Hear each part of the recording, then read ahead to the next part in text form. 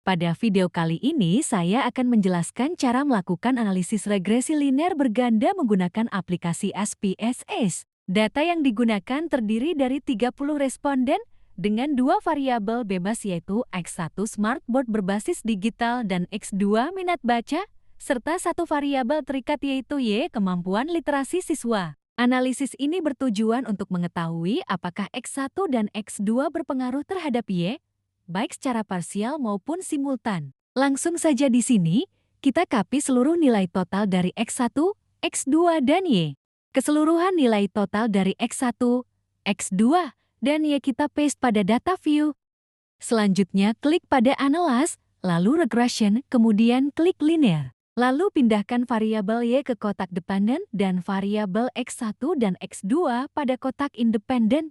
Klik Statistics kemudian centang seperti pada video. Lalu klik Plots, pindahkan ZPRD pada tabel X dan SRACD pada tabel Y, kemudian jangan lupa centang histogram dan normal probability table coefficient. Setelah itu pindahkan ke Where dan OK. Setelah itu kita tunggu hasilnya.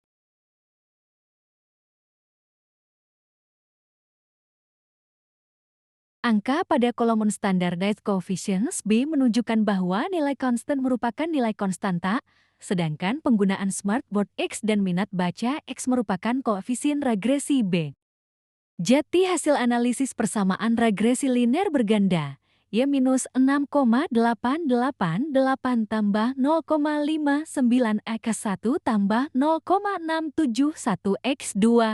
Berdasarkan persamaan regresi tersebut, dapat disimpulkan bahwa koefisien regresi penggunaan smartboard dan minat baca bernilai positif. Selanjutnya uji Paste Table Coefficients Keyword. Jumlah responden N30, jumlah variabel bebas K2, derajat kebebasan def NK1 sama dengan 32, 1 sama dengan 27, nilai T-tabel pada 0,052 sisi dengan DF27 adalah sekitar ke 2,052. Berdasarkan hasil uji T, variabel penggunaan smartboard X memperoleh nilai T hitung sebesar 3,308 dengan nilai SIG sebesar 0,003. Karena T hitung 3,308 T-tabel 2,052 dan nilai SIG 0,003, 0,05.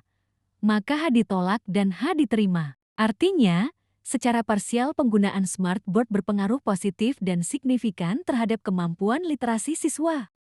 Berdasarkan hasil uji T, variabel minat baca X memperoleh nilai T hitung sebesar 5,244 dengan nilai SIG sebesar 0,0. Karena T hitung 5,244 T-tabel 2,052 dan nilai SIG 0,005, maka H ditolak dan H diterima. Artinya, secara parsial minat baca berpengaruh positif dan signifikan terhadap kemampuan literasi siswa. Selanjutnya uji F, copy tabel ANOVA lalu paste keyword. Uji F dilakukan untuk mengetahui apakah penggunaan smartboard X dan minat baca X secara bersama-sama berpengaruh terhadap kemampuan literasi Y. Berdasarkan hasil uji F pada tabel ANOVA, diperoleh nilai F hitung sebesar 363,186 dengan nilai signifikansi SIG sebesar 0,0. Dengan jumlah responden 30 orang, diperoleh F tabel sebesar 3,350,05. DF2 dan DF27. Karena F hitung 363,186 F tabel 3,35 dan nilai SIG 0,005, maka H ditolak dan H diterima. Berdasarkan hasil uji F dapat disimpulkan bahwa penggunaan smartboard X dan minat baca X secara bersama-sama simultan berpengaruh positif dan signifikan terhadap kemampuan literasi Y. Berdasarkan hasil analisis pada tabel model summary, diperoleh nilai R-square sebesar 0,964 atau 96,4%. Hal ini menunjukkan bahwa penggunaan smartboard dan minat baca secara bersama-sama mampu menjelaskan 96,4% variasi pada kemampuan literasi siswa. Sedangkan sisanya sebesar 3,6%, 100%, 96,4% dipengaruhi oleh faktor-faktor lain yang tidak diteliti dalam penelitian ini. Saya sudah menyiapkan data untuk korelasi seperti biasa paste ke data view. Lalu klik Analyze, Correlate, Bivariate.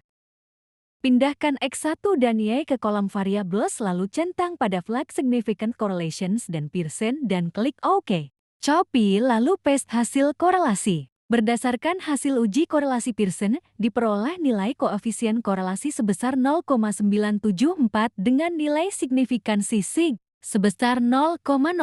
Karena nilai signifikansi 0,0 kurang dari 0,05, maka terdapat hubungan yang signifikan antara minat baca dengan kemampuan literasi. Nilai koefisien korelasi sebesar 0,974 juga berada pada kategori sangat kuat dan bernilai positif.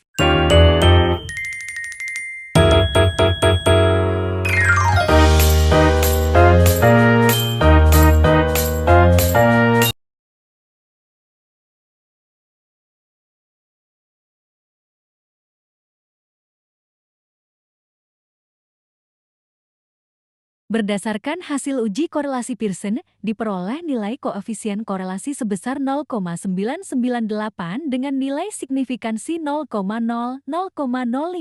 Hasil ini menunjukkan bahwa terdapat hubungan positif yang sangat kuat dan signifikan antara variabel X1 dan Y. Analisis dilakukan terhadap 30 responden, sehingga hipotesis yang menyatakan adanya hubungan antara X1 dan Y diterima.